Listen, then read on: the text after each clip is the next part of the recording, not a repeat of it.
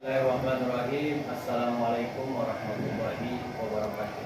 Waalaikumsalam warahmatullahi Perkenalkan, wabarakatuh. nama saya Taufik SPD M. Kinop. Saya adalah pengawas pendidikan dan kebudayaan Kabupaten Sumbawa yang ditugaskan di wilayah 3T sebagai pengawas sekolah yang berada dan bertugas di daerah khusus wilayah terpencil. Tentu kami memahami sebuah kondisi di mana wilayah binaan kami khususnya di wilayah Batu Lanti dan Orong Telu, wilayah ini curah hujannya cukup tinggi sepanjang tahun, banyak sungai yang kita lewati, begitu juga jalan yang licin karena pada setiap saat kita naik turun tanjakan, dan begitu juga antara sekolah dengan sekolah jaraknya cukup jauh, akses internet belum begitu merata. Itu merupakan situasi dan kondisi yang kami alami di sana. Kemudian dengan situasi demikian tentu ada sebuah tantangan yang harus kami hadapi, yaitu keterbatasan akses dalam mobilisasi umpamanya ke sekolah-sekolah binaan terutama saat musim hujan. Kemudian tentu rendahnya kapasitas guru dalam menerapkan pendekatan pembelajaran yang inovatif, minimnya budaya refleksi pembelajaran di sekolah karena budaya refleksi belum tumbuh begitu kuat di kalangan kepala sekolah dan guru. Kemudian tentu keterbatasan internet tersebut di sekolah sehingga sulit mengadakan pendampingan serta evaluasi yang bersifat daring. Kemudian keterbatasan antara koordinasi antara sekolah yang sekolah satu dengan sekolah yang lain. Nah, atas tantangan itu kami coba melakukan aksi. Nah, di dalam kami melakukan aksi ini saya sendiri mempunyai metode, dan metode yang saya gunakan adalah metode karya, di mana karya ini akronimnya K itu adalah kolaborasi yang konsisten, kemudian aksi yang kami A-nya adalah aksi yang kami lakukan, kemudian adanya refleksi, kemudian adanya inovasi, kemudian aksi lanjut. Nah, di dalam kita melakukan aksi, kami tentunya melakukan kolaborasi dalam hal menganalisis rapot pendidikan untuk mengidentifikasi area permasalahan atau area prioritas mutu pembelajaran. Kemudian rapat koordinasi dan diskusi kelompok dengan kepala sekolah, guru, untuk kita tentukan strategi yang akan kita lakukan dalam upaya meningkatkan mutu pendidikan. Nah, kemudian aksi yang kami lakukan dalam metode ini adalah tentu mengadakan pelatihan untuk memperkuat pemahaman guru kepala sekolah tentang pembelajaran dan program-program lainnya. Kemudian mentoring atau melakukan bimbingan langsung kepada guru pada saat pembelajaran dan memberikan umpan balik konstruktif terhadap praktek yang dia lakukan.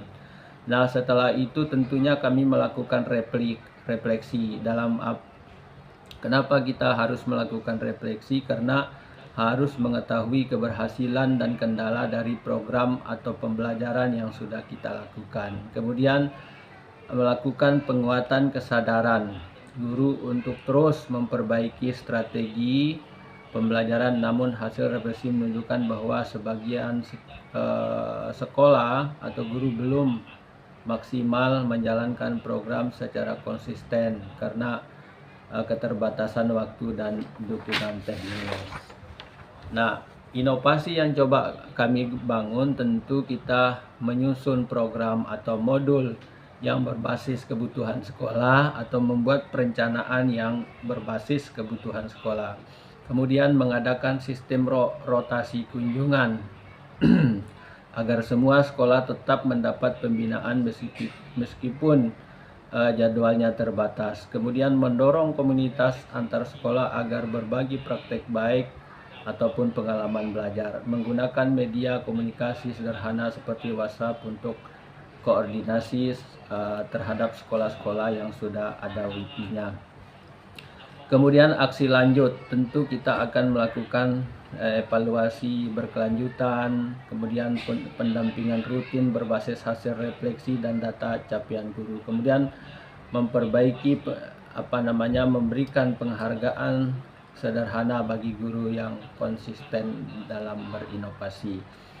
Nah, kemudian tentu dari metode itu yang kami harapkan nanti adalah perubahan positif yang terlihat di sekolah sehingga terbudaya. Kemudian kepala sekolah semakin memahami pentingnya memahami rapot pendidikan sebagai dasar perencanaan program sekolah. Kemudian komunitas antar guru semakin aktif, dan begitu juga K3S juga semakin aktif. Nah, dengan kendalanya transformasi dan jaringan internet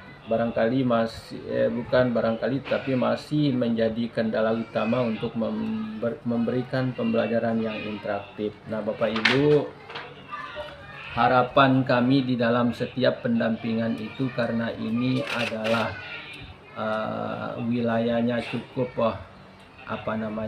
cukup berat karena banyak tantangan yang ekstrim.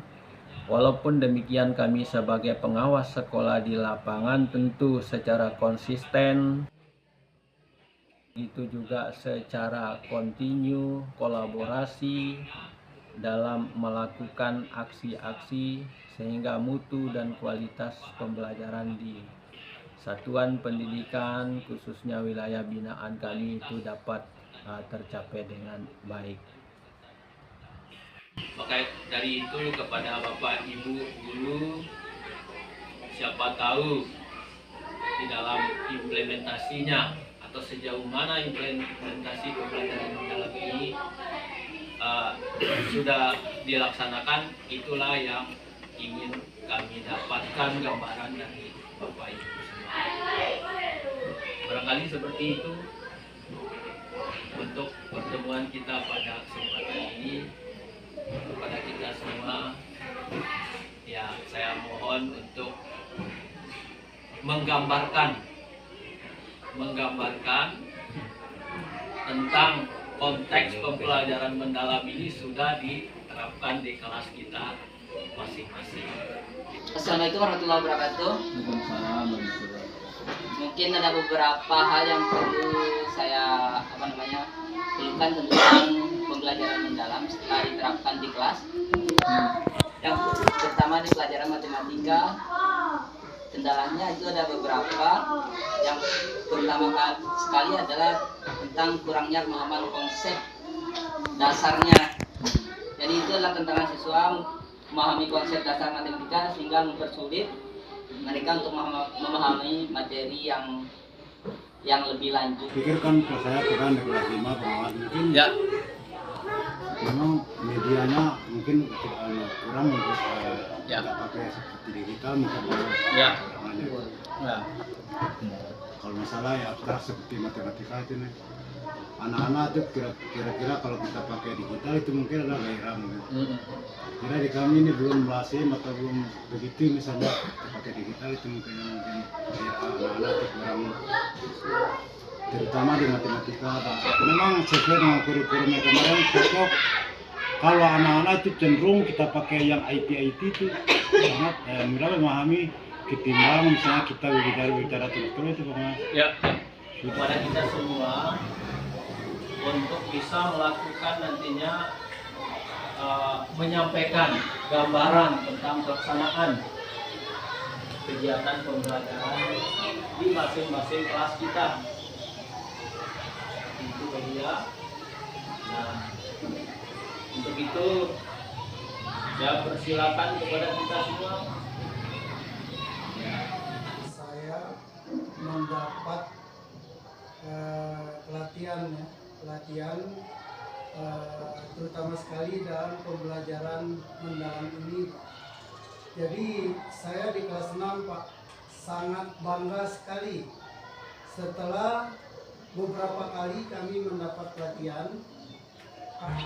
Demikian sedikit pengalaman yang bisa kami bagikan di dalam melakukan pendampingan dan bimbingan terhadap Bapak Ibu Kepala Sekolah, Bapak Ibu yang berada di daerah khusus. Semoga menjadi bermanfaat dan tentu akan sampaikan adalah yang kami lakukan mata-mata untuk masyarakat, terutama dalam hal meningkatkan mutu pendidikan di setiap satuan pendidikan. Assalamualaikum warahmatullahi wabarakatuh.